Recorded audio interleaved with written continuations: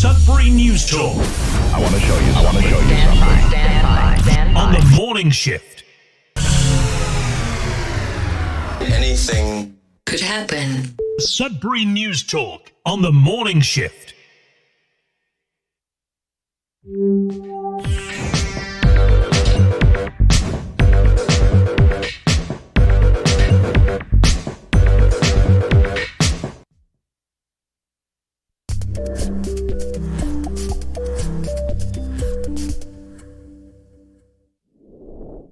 All right, and good morning, everyone. Welcome to Sudbury News Talk on the morning shift. I'm AJ Walsh. I'm glad to be here with you.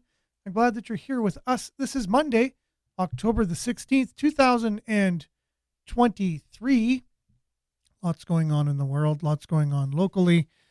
It's crazy times. We're just trying to make sense of everything, whether it be local, regional, national, international. We just want to kind of understand the news and the issues of our day. Not easy in a very complex and getting more complex world, the world that we live in. And so we will do our best to cover, just weather, sports, news headlines locally and abroad, and usually try to take some kind of a deep dive into understanding some of the more global issues that we're facing, because that is also something we deal with locally as well. And obviously there's a war going on. We'll be talking for the first time, I think, about, after some of the dust has settled from the initial attack on Israel from Hamas. There's some things to glean from there. So we'll do that a little later in the show. We'll have a little bit of a follow-up from our last week's deep dive on climate and what it is and why is it there and what is it doing to us and what are we doing to it.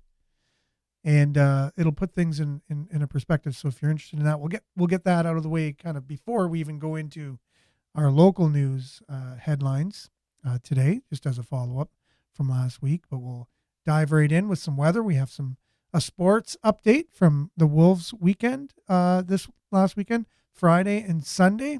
They were in action, so we'll have the scores and a little bit of update on how those games went, much more. Your comments, which are on the switcher today, so we will be able to share them. We'll read them for those on the radio as much as we possibly can.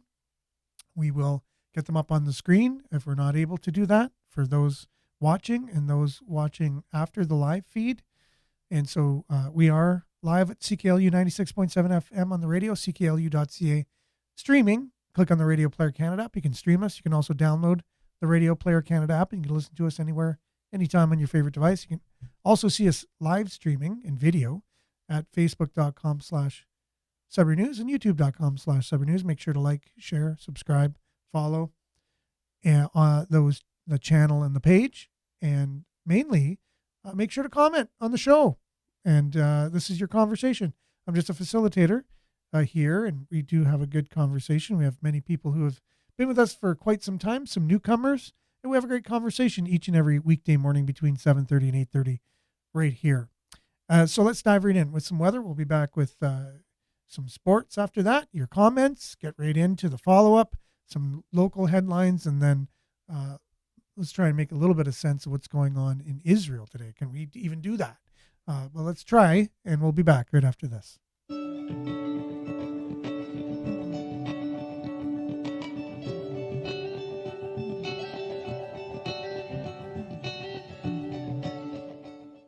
Okay, and currently it is 6 degrees. It's cloudy.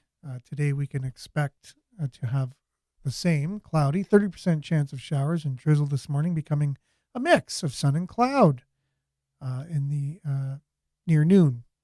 And then high of 9 today. UV index will be 3 or moderate. Tonight, partly cloudy, fog patches developing overnight. And then tomorrow, which is Tuesday, we'll have mix of sun and cloud. Fog patches will go away in the morning, dissipating in the morning. High of 11 tomorrow, and the UV index again 3. Look at your extended 6-day forecast. Again, tomorrow, mix of sun and cloud. High of 11. Wednesday, cloudy. High of 12. Thursday, chance of showers. High of 11. 40% chance of showers. And again, on Friday, 40% chance of showers. High of 8. 30% chance of showers on Saturday and Sunday. High of 8, both for those days. There's been a lot of rain lately in the forecast. Hasn't, it's just been kind of drizzling and spitting and the odd shower here and there. Kind of wet, a wet fall so far. Wet, damp, cold. Those hunters out there. But anyways, for the next couple days, we should have a mix of sun and cloud. So that's a look at your satellite taken at about 12:30 a.m. So a lot of just cloud cover, a few openings in the clouds. We'll experience a mix of sun and cloud tomorrow, later today and tomorrow. And that is your weather, brought to you by sudburyweather.ca. Back with a little bit of a sports update, news headlines, your comments, a couple deep dives right after this.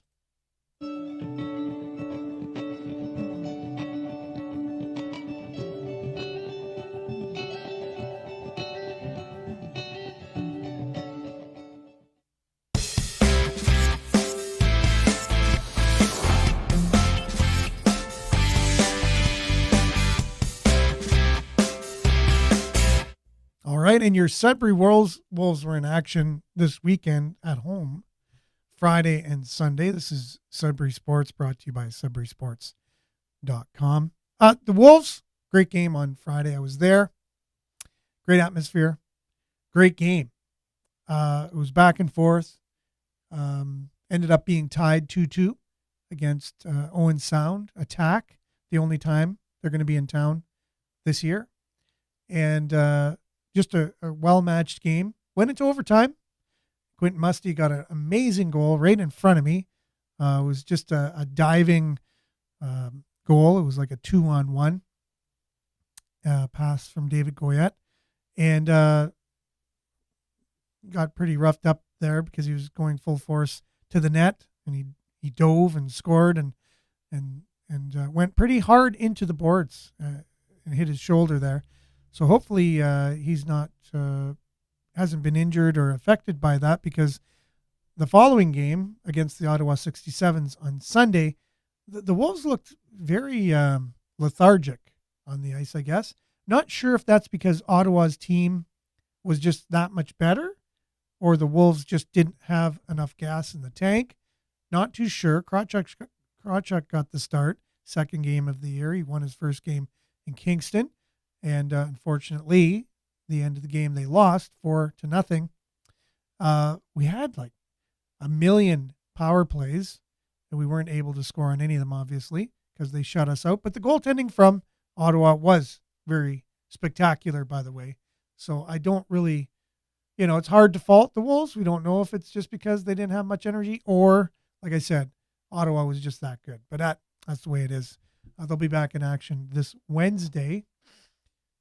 And they're currently 4 wins and 3 losses, so they're a little bit over 500 for the first 7 games. So again, it's not bad start, not the start I don't think they were looking for or hoping for. But the next game this Wednesday against Mississauga here in town, puck drop 7:05, and then again on Friday against Flint. So they'll be at home Wednesday and Friday. We'll have more on those games coming up in subsequent shows. We'll be back. That's your Sudbury Sports, brought to you by sudburysports.com. We'll be back right after this with news headlines, a little follow-up from last week, your comments, and more right after this.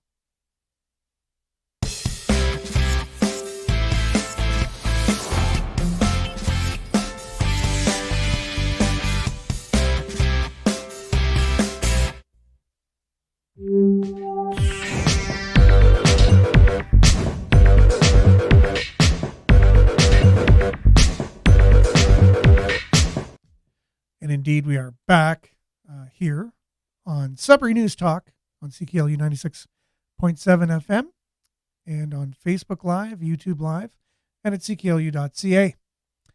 And with that, a few people chiming in this morning. A little bit of a slow start, getting some people on, but first to the game, as usual, on Facebook. Judy, good morning. I don't see any YouTube comments yet, and I know YouTube comments have been hit and miss on the show. So if you are joining us on YouTube and you're commenting and you're wondering why your comments aren't making it to the show, I just have to apologize because I'm not sure why it's happening. It's a technical glitch, but I do apologize for that.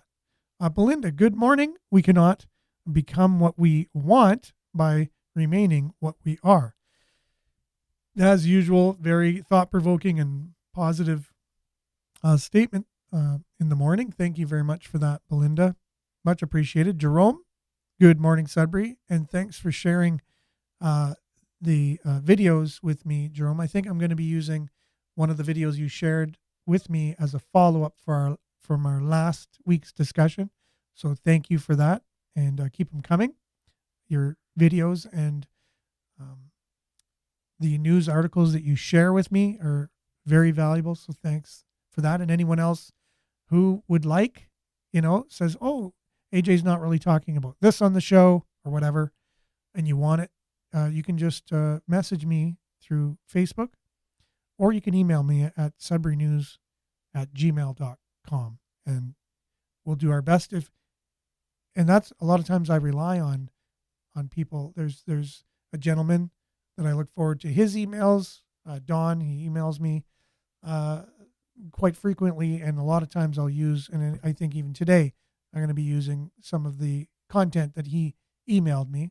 So again, I will do my best, and it's not, I'm just not putting it on to say, oh, I want someone, I'm grateful they're sending it to me, so I'm going to put it on. It's very timely, and it goes with the subject we're talking about. And if I find that and it does help me, I put it into the show. So again, thanks, and keep them coming. Lise, good morning. Thanks for being with us. Much appreciated. And again, thank you everyone for being on. Make sure to comment. We're going to have a little bit of a follow-up, like I said, from the video that Jerome was nice enough to send to us on the climate. Usually we'll save the deep dive to the end of the show. We'll do the news headlines, local, at the beginning. But I just wanted to take the first part of the show to do a little bit of a follow-up on what is climate change. We've been told from mainstream media that there's a consensus that 97% of scientists all agree on what we're hearing through the CBC, CTV, and other news outlets. But is that the case? Does science speak with one voice? Is the science settled? I think we moved on a little too fast from those questions, and we're moving into policy and into goals and into changing the whole economy. And there's some, like this morning I was listening to CBC radio on the way in, and they talked about, wait a minute, we thought making marijuana legal was just the best thing in the world. And we'll educate the young people, and they won't use it at a young age, and they'll wait till they're of age to try it. We'll make it legal. It's all good. And now they're like, maybe that wasn't the best idea. There's a lot of parents who are seeing their young kids as early as 12 years old starting to use marijuana. They said it's not a gateway drug. Now there's more reports to look at it as it actually is a gateway drug, possibly.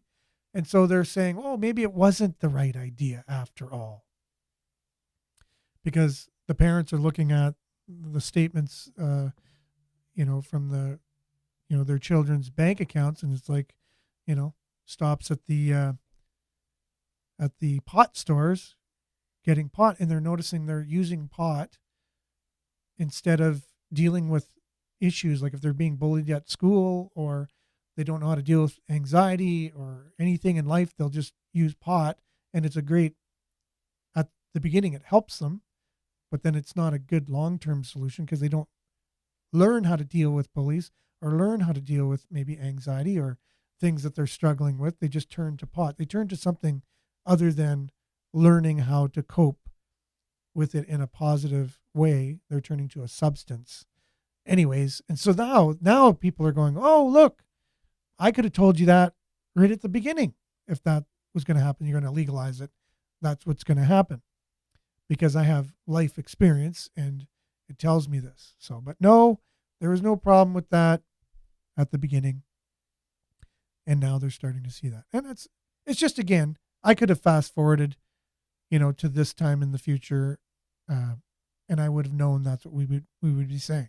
Same with climate change. Same with all this. It's the same thing. You're hearing from people that are forcing us to try and think of it a certain way.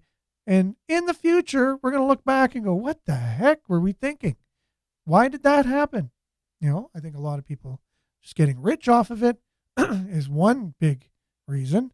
But anyways, we'll just watch this as a follow-up. Here is an actual scientist. I'm not one, but we'll listen to an actual scientist and his experience with being a climate scientist, whatever it's called. And and we'll be back right after this with your comments and much, much more. It was the catastrophe that the purveyors of climate catastrophe didn't see coming when 2022 Physics Nobel Prize laureate Dr. John Clauser dropped this bomb. I have a second elephant in the room that I have recently discovered regarding climate change. I believe that climate change is not a crisis. Real truth could be found if and only if you learn to recognize and use good science. It's especially true when real truth is politically incorrect. Dr. Clauser was immediately condemned, castigated, and canceled for his scientific blasphemy. Clauser is a board member of the CO2 Coalition in Arlington, Virginia. We met with Executive Director Gregory Wrightstone, the best-selling author of Inconvenient Facts, the science Al Gore doesn't want you to know. Our message has been absolutely silenced from the mainstream media.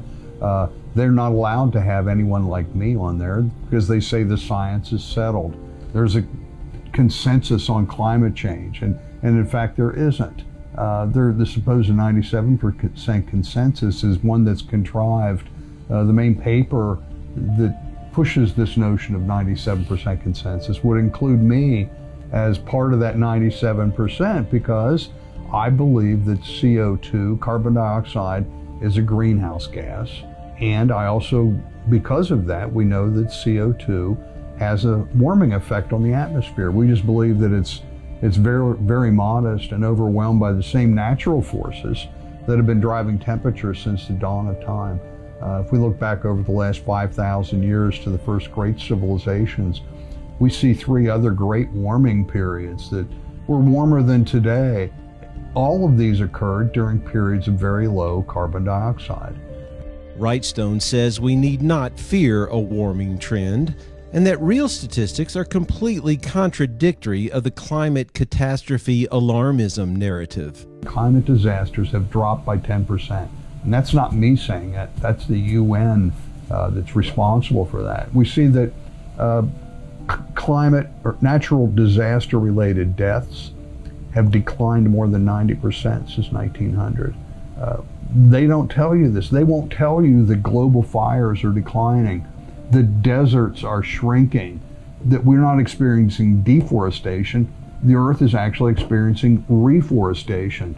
More standing timber today than there has been in many, many decades. For example, just recently it was revealed that my home state of Pennsylvania has seen a 5-fold increase in standing timber since 1953. That's hardly deforestation. We do see places in the world where we are experiencing deforestation, like Southeast Asia, where they're replacing forest with monoculture palm oil plantations that will then be cut down and used for so-called renewable energy, or mature forests in the Carolinas that are being cut down to be made into wood pellets and then shipped to the United Kingdom. Those are considered renewable biofuels. No thank you. Those promoting these renewable fuels are actually promoting destruction of our forests and our grasslands in order to build industrial scale solar farms, industrial scale wind turbine farms. It's almost as if they have to destroy the environment in order to save the environment. Yet the voices of catastrophe grow louder. Pope Francis just releasing another dire warning, and of course Joe Biden and his electric car executive order calling for half of all vehicles in the U.S. to be electric by the year 2030. The truth is that green energy is the real disaster for most people, and that's why Wrightstone is hopeful. I'm very optimistic. As opposed to some others, I see great progress, and I think the more pain people get when they see their electricity bills rise. For example, I've got a new home in Florida that we moved to 3 years ago. My monthly electricity bill 3 years ago was $149 a month. This year it's over $500 a month. When you get that kind of pain, not everybody can afford to pay an extra $300 or $400 a month for their electricity. We see a huge movement now, people speaking out. We see it in the Wall Street Journal, people questioning their net zero movement, even in the New York Times and the Washington Post. When you have a Nobel laureate stating that there is no climate crisis, you can't just call him a science denier.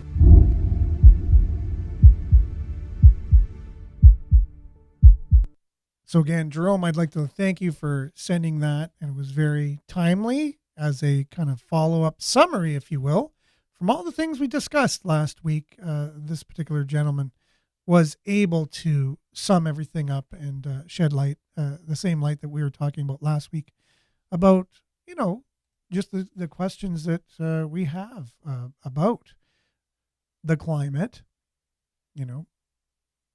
Is it what we're being told by the majority of mainstream sources out there? Our governments seem to be fully on board with the fact that we need to be alarmed by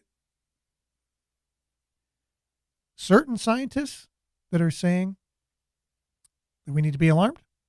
And they're making laws and policies, environmental policies, globally, based on what might be wrong science, right? So whenever you build something on top of something that's not right or not sound or not foundationally, structurally sound, it'll collapse. Look at building a house. If the measurements aren't right, the materials, when you build it, the time of year, the tools you're using, everything. When you build a foundation of a house, everything built on top of it, if you don't get that right, it can crumble. So if we're basically forging our future based on pseudoscience, then it's what? Like, why would you do that as a civilization? It's basically civilization suicide, if you ask me. Anyways, that's just putting it out there. I'm not saying that I know everything about everything, just asking questions. And with that, good morning, Denise. Thanks for being with us. And Vin, good morning as well. Welcome to the party, as usual, this morning. Belinda says electric cars, a plan that isn't feasible to fix a problem that doesn't exist. Wow. Very, very poignant statement there for sure. And Jerome says, what was sent is the result of research completed by my brother, T. Boyce. Oh, ever cool. That's awesome. Well, keep it coming. Whoever's doing that research, we really appreciate it. Because I think at the end of the day, people really do want to know the truth about things. And we get kind of emotionally attached to certain things, and we might go out and make certain statements and then think, well, because we made a statement, we have to stick to something. If it's later found out it's not true, we kind of have to stick to it because we said we were on a certain side or something at a certain point. It's the human condition. It's a flaw, I think. But if you're going on wrong information or information that might not be 100% true, and then someone or something is able to kind of set the record straight and add some more information that is more true or makes it more correct, we should be able to recalibrate our thoughts and what we know to be true and what we're planning on doing based on information, on more correct information, and always be kind of willing to do that and not sticking with something even though it's wrong. Well, we've already made these decisions. We're going forward with something. Even though it's not right, we're going to continue because everyone else is doing it too. Makes zero sense. Zero. That's common sense, But can we stop it? Is it a snowball that's just turned into a huge avalanche in the world, and there's no way anyone's going to stop it? Good morning, Mike. Thanks for being with us. And looking forward to having you on the show on the 25th. Let's get diving right into some local headlines here, brought to you by Sudbury.news. I'll be having a meeting tonight with a web developer that I worked with after I created the site myself. And I'm not a web developer by any means, but hey, I'm surprised I was even able to build a website like, as functional as it was. And then he was able to take it at least to the next level and make it a little bit more functional, but it has glitches because of the foundation I started with, because it was me not knowing exactly how to build a website. And now he's an expert and he's trying to kind of fix the quirks and quirks that I started. And he's saying, which is probably true, we need to kind of start from scratch, start in the right way, make a website built, the right way from the foundation up. I'm trying to fix a plane in mid-flight kind of thing. It's not easy to do. Okay, so how harmful is radon exposure? I heard this on the way into work this morning. Sudbury, Ontario researchers working to find out. So NOSM University has received $1.5 million in a grant from Natural Sciences and Engineering Research Council of Canada to study the effects of low doses of radon, a naturally occurring gas, on mice. They're going to be experimenting on mice. Yes, that still does happen.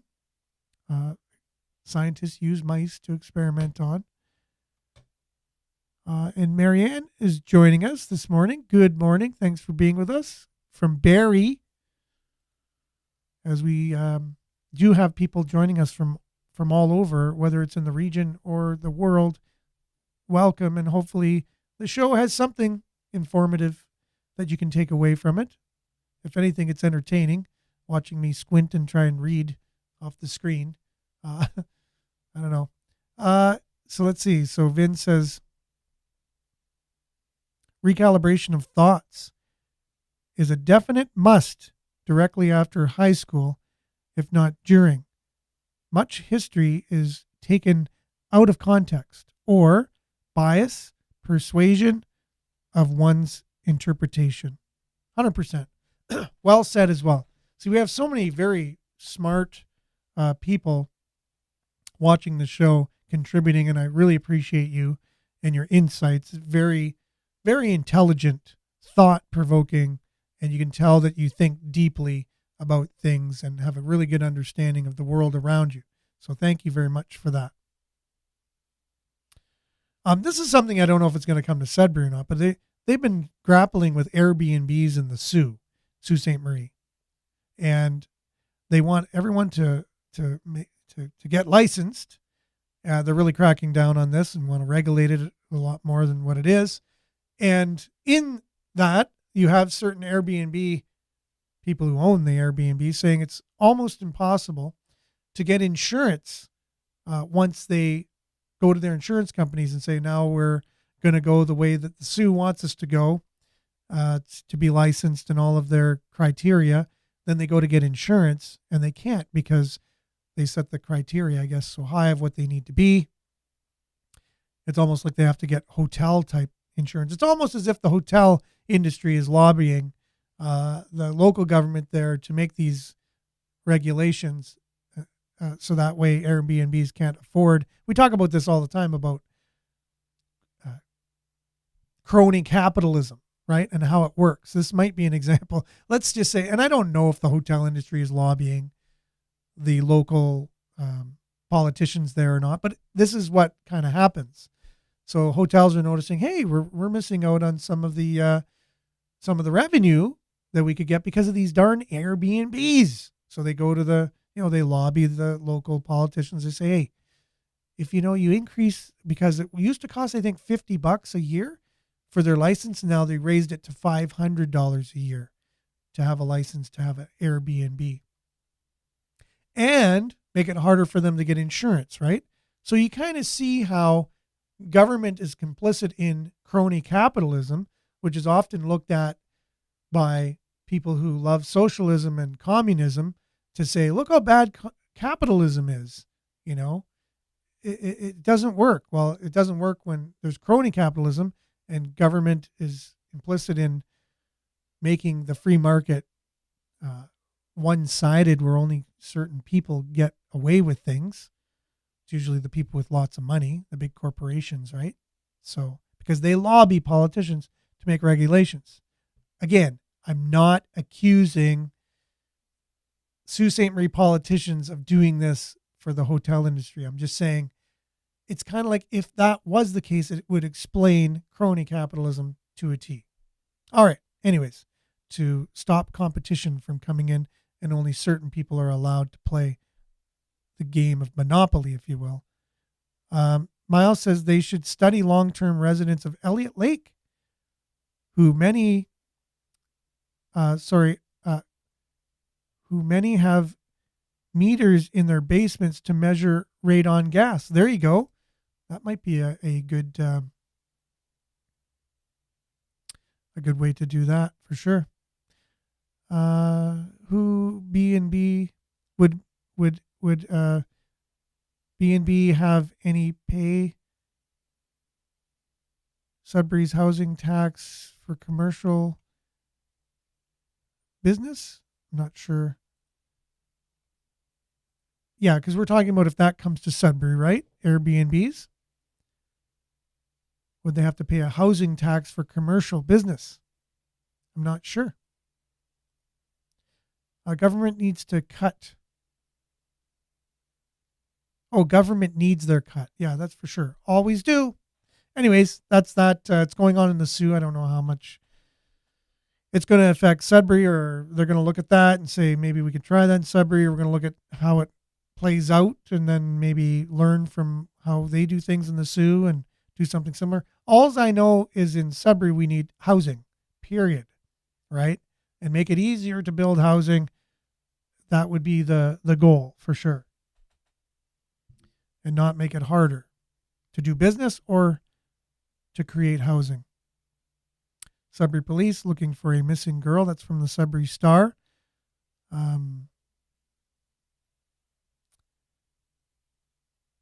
Just want to get the story, I guess. So if any of you recognize this particular young lady, Greater Sudbury Police requesting the public's assistance in locating Alexa. She was wearing a red and black pants, a beige top with a purple hoodie, and white running shoes. Anyone with information is asked to call police. 705-675-9171. Again, a picture of Alexa there. For those listening on the radio, sorry about that. You just won't be able to see, but you have a bit of a description there. Okay, another Sudbury Star. Witches weave their way through Bell Park. If you want to read more about that, again, Sudbury Star. And from CTV Northern Ontario, a Sudbury asthmatic finishes Toronto Marathon. Josh Rayom, a severe asthmatic from Cape Real, took part in the first ever marathon Sunday in Toronto, finishing 5 hours and 23 minutes. Heard a story about one of the ladies who came first, and she only decided to run the marathon 8 weeks before it started. Never ran a marathon in her life. 8 weeks before it started, she trained, and she came first. That's pretty darn awesome. So I don't know how that, it's a pretty rare thing to train that late and never have experience and come first. That's for sure. So here we go. Gas prices expected to rise. Now, is that a surprise? I don't think so. Those dreading the start of the work week have one more thing to not look forward to. This is CTV Northern Ontario. An increase in the price of gas.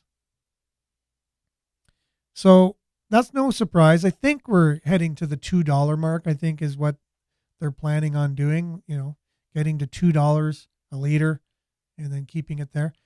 With all the taxes that they're getting, I know the Conservatives are running their campaign on axing the tax. So it just might be the thing that puts the Conservatives over the edge with Canadians, with the price that we're paying for all of the government's supposed solution to combat what they believe is the climate alarmism that they believe is happening. So they believe that they can make your gas worth $2 a liter or whatever, that somehow it's going to change the environment. In what way? Are they going to stop it from raining? Is it going to stop winter from happening? What are they doing? Like what are they going to change with the climate to make it better? How is it going to get better? What are their plans? To make electric cars by 2035? Everybody's going to have an electric car. Infrastructure is going to have to be totally revamped. If we're getting rid of fossil fuels, we don't have the power to power all these electric cars. You need electricity to power electric cars. You got to charge them. So you need power in the first place to charge the battery operated car. And it is known now that it takes more of a carbon footprint to make the electricity possible to actually power your electric vehicle. And it ain't coming from wind and it ain't coming from solar. I guarantee it, even if you've heard it here first. It will not come from those renewable energies. Hydro is a renewable energy. I don't know why they're looking towards that more to power the next generation. If you are going to have battery operated cars, you need the power to power them, right? And nuclear is also another. There's different forms of nuclear as well. So that's been demonized over the years. That's one also renewable energy that you can look to. I know my brother's an advocate for actually making nuclear powered cars. So you have a nuclear battery in your car that would last for almost ever. You would never. Now that's the problem though, right? Because no one's going to make money off you charging them because they don't need to be charged. Gas up before pump on Tuesday. Gas up, before it goes up on Tuesday, Miles says. BC has been at $2 a little over 18 months now. Oh, there you go. Yeah, they're a little ahead of the game. Marianne saying nothing, just tax the crap out of people. Yeah, that's true. What is it going to do? Nothing. And Canada's so small compared to the rest of the world. And we're the highest carbon taxed country out of the world. So why? What difference is that really making? China would be a good one. India, maybe. All the populated countries. If they were to do it, then at least you can make an argument. But no, they're building a coal plant. China's building a new coal plant every, get this, week. Coal plant every week. They have over 1 billion people. We have 40 million. They don't pay it. Whatever. They pay. They have their own taxes and things they pay. It's a very communist country, so you can't even compare it in some ways what the people are paying for what they're doing. But anyways, they're very strong in energy, and a country that has a lot of energy is going to be the strongest country going with their economy and quality of life. And the more we look to these not yet tested renewable energies like solar, wind, and, I don't know. It's just not doing it. Trudeau doesn't like the fact that Alberta's premier is winning the oil sector war. That's from Belinda. Vin says, padding for the new pandemic while not sanctioning countries that pollute. Exactly.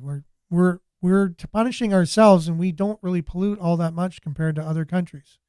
It doesn't really make sense. Okay. for sure. I know spell check really sucks when you're trying to paying for the new pandemic. That's right. While not sanctioning countries that pollute, Canada is has the third largest deposit of oil. Correct. We could be one of the most powerful nations in terms of our natural resources and energy. But obviously we are tied into the global structure of things where that's not going to be looked at, very favorably, because we're more of the globalist mindset, and we're not going to be a nation state because they want to abolish nation states. They don't need borders anymore. It's one world, one economy, just no nations, one law governed by the UN, and that's it. So, okay, so the final sale of the season for the Chichimon. So if you're hoping to get on the Chichimon, it was a bittersweet day on Manitoulin Island Sunday as the Chichimon made its final ferry trip of the year, marking the unofficial end of summer. Okay, so there you go. We just want to give a little bit of time at the end of the show. So there's some headlines here locally, and have a couple stories here from what's going on in Israel, right? So, and Canada's take on things. So as we know, I shared a video on Friday it was a comedian wondering who he's going to show his support for, and he just wants to support who everyone else is supporting. He doesn't actually know anything, which most people don't. They just are going to do whatever their friends say or the group is thinking or whatever is popular.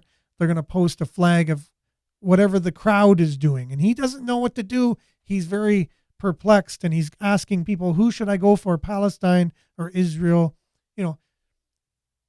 Making light of a very serious situation, by the way, but at the same time, that's what comedy is. And so it just shows something of human nature and social media and how we interact with it. But this is the thing coming from Canada. As the full extent of anti-Semitism in Canada universities is exposed, there must be a massive house cleaning at those institutions. So Spencer Fernando, he is an independent journalist out of Manitoba, and he's noticing that there's a mainstream kind of underlining hidden anti-Semitism that is rampant throughout universities, unions as well, and our mainstream media. Go figure. Universities, unions, and mainstream media all have this bias against Israel. It is what it is. And again, I'm not saying I'm picking a side. It's a very complex situation. Nobody's going to pick sides. However, the media, universities, and unions have, right? Okay, that's all I'm saying. Imagine for a moment that there were no neo-Nazi rallies across Canada full of people chanting for another Holocaust. Imagine for a moment that many of the organizers of those rallies and many of the attendees were deeply embedded with many of Canada's most prestigious universities. And imagine for a moment that in response to the neo-Nazi rallies, many universities all of a sudden discovered their love for free speech, yet were only willing to apply it to calls for the murder of Jewish people. How would our leaders react? Well, you already know. It would be the biggest story in the nation. It would lead to mass firings, mass expulsions, likely jail time for those found to have publicly advocated for genocide, and a demand from the public for a complete house cleaning and overhaul of Canadian universities. But we don't have to imagine this. It's happening right now in the streets of some of Canada's cities. People have been marching in favor of Hamas, a genocidal terrorist organization that openly proclaims their goal is to destroy Israel and thus precipitate another Holocaust.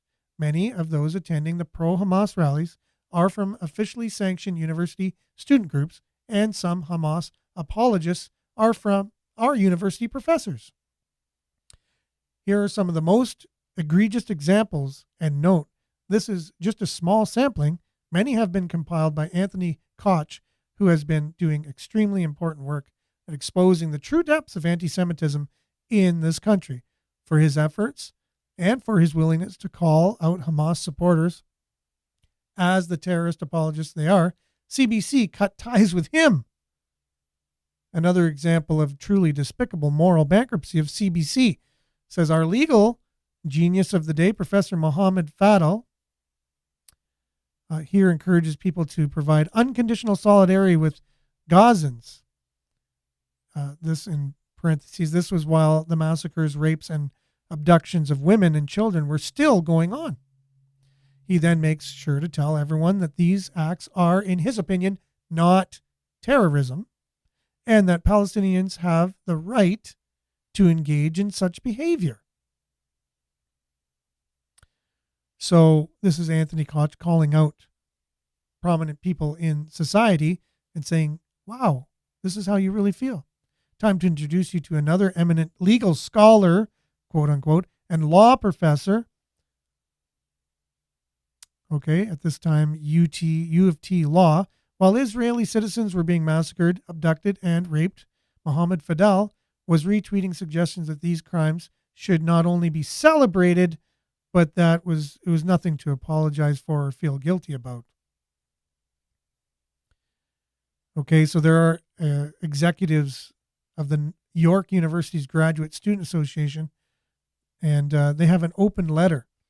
This strong act of resistance included rape, murder, infanticide, and kidnapping of children.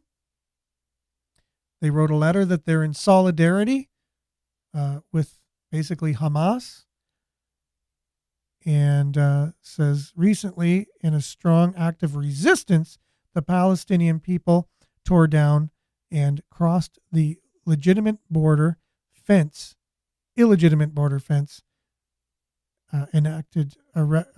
erected by the settler colonial apartheid state of so-called Israel. And it goes on to say that it's totally fine what they did. We stand in solidarity with Palestinian. They don't call them terrorists.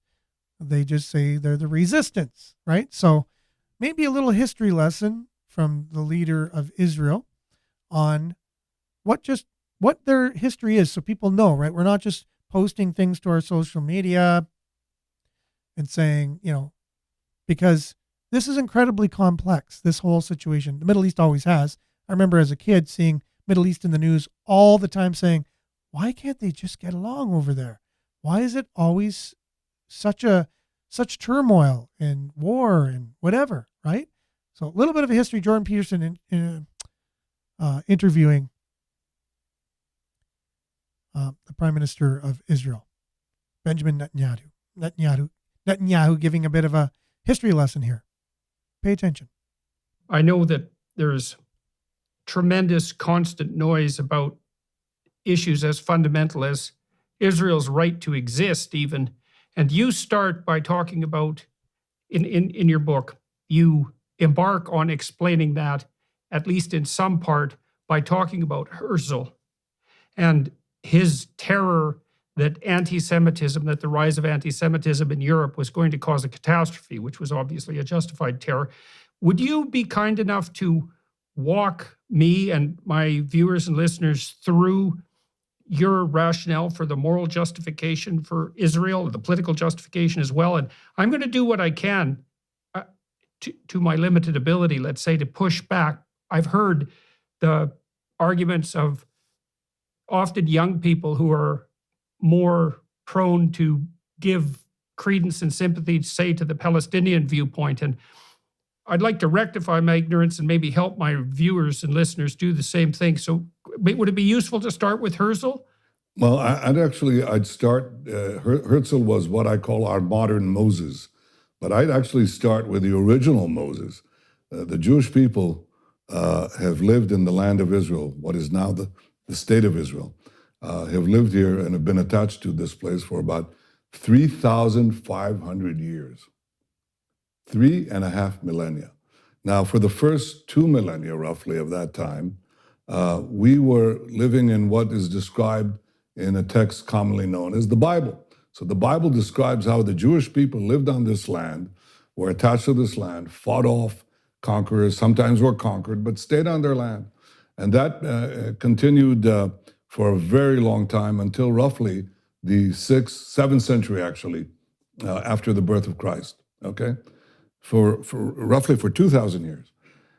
We were conquered by the Romans. We were conquered by the Byzantines. They did a lot of bad things to us, but they didn't really exile us, contrary to what people think. Okay, the loss of our land actually occurred when the Arab conquest took place in the 7th century. The Arabs burst out from Arabia, and they did something that no other conqueror, not the Romans, not the Byzantines, not the Greeks before them, not Alexander the Great, nobody did before. They actually started taking over the land of the Jewish farmer. They brought in military colonies that took over the land. And gradually, over the next 2 centuries, the Jews became a minority in our land. So it is under the Arab conquest that the Jews lost their homeland. The Arabs were the colonials. The Jews were the natives dispossessed. Well, that happens in history. The Jews were dispossessed. We were flung to the far corners of the earth, suffered unimaginable suffering because we had no homeland. But we didn't disappear, and we never gave up the dream of coming back to our ancestral homeland. So generation after generation, the Jews could be in Warsaw, they could be in Yemen, they could be in China. And they said, next year in Jerusalem, we'll come back, next year in Jerusalem. Well, that was made possible because the Arabs who had conquered the land basically left it barren. They never made it their own. It was a barren land. It really had, practically it was an empty land. And in the 19th century, the idea of coming back next year in Jerusalem became a reality. By the way, in part because of Christian Zionist support for the idea of the Great Return. The Jews came back in the 19th century to the land of Israel. The result of this return was that we started building farms, factories, places of employment. Arabs from nearby countries started immigrating, and they called themselves Palestinians. They reconstructed history and said, we've been here for centuries. No, they haven't. They weren't there at all, and they didn't have a national consciousness. We came back, made it our land, and we said, okay, we now will live together. We decided to establish a state in 1948, that's 75 years ago, and we said everybody can live here. The Arabs said there can't be a Jewish state. You have no right to be here. It's our land. It's not your land. It's been our land for 3,500 years. If you took over somebody's apartment, knocked them out, dispossessed them, and they never gave up the claim, they said it's our claim, and you left this barren dump, okay? And the families, the progeny of the people you kicked out, came back, rebuilt the house. You cannot come back and tell them, you don't belong here, we're gonna kick you out, especially since you're latecomers who've come to live in part of the house, which is what the so-called Palestinians are, okay? We say to them, you can live here, we can live here, but it's our land, it's our state. And the reason this conflict continues is because the Palestinians, who represent the colonial powers, the Arab conquest of the Middle East and beyond, they are saying, you have no right for a Jewish state. Well, we do. If any people has any right to a state, if any people never gave up their dreams of returning to their ancestral home, if any people rebuilt their home from nothing, from barren, wasted land, it's the Jewish people. To tell them, you have suffered more than anyone else. You have never lost your dream of coming back and rebuilding your national life in your ancestral homeland. You have no right to be there. But the Arabs who are trying to destroy you, they have that right. That is a complete perversion of history and also a complete perversion of justice. The Jews belong to this land belongs to the Jews. The Palestinians are free to live here next to us, among us, but they're not free to demand the dissolution of the Jewish state. That is not justice, that is injustice. That's the shortest lecture I can give you about Jewish history.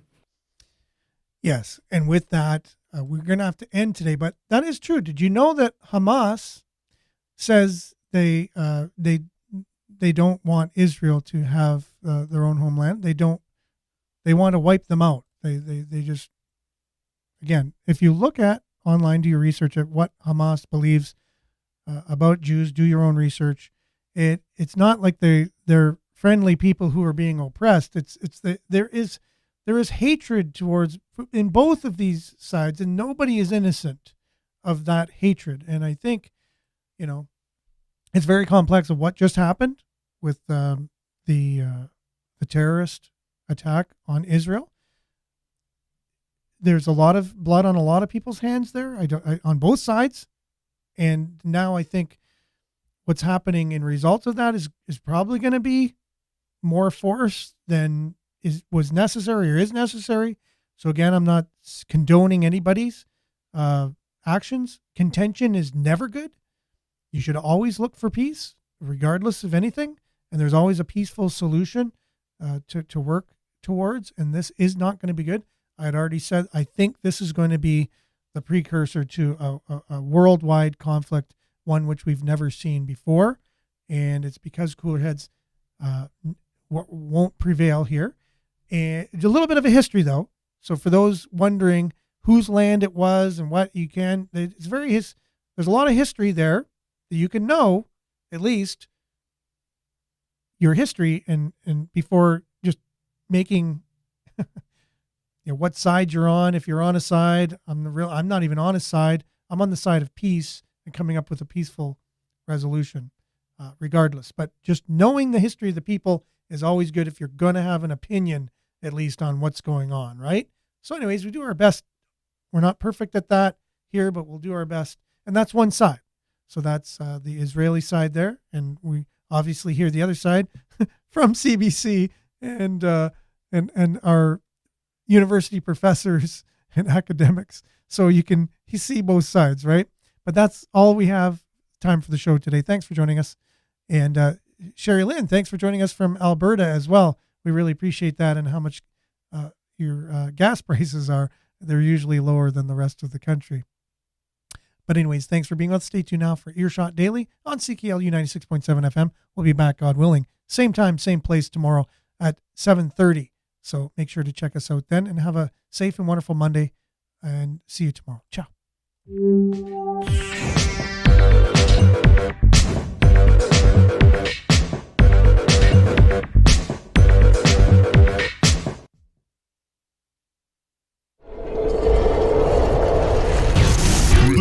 This is Sudbury News Talk on the morning shift.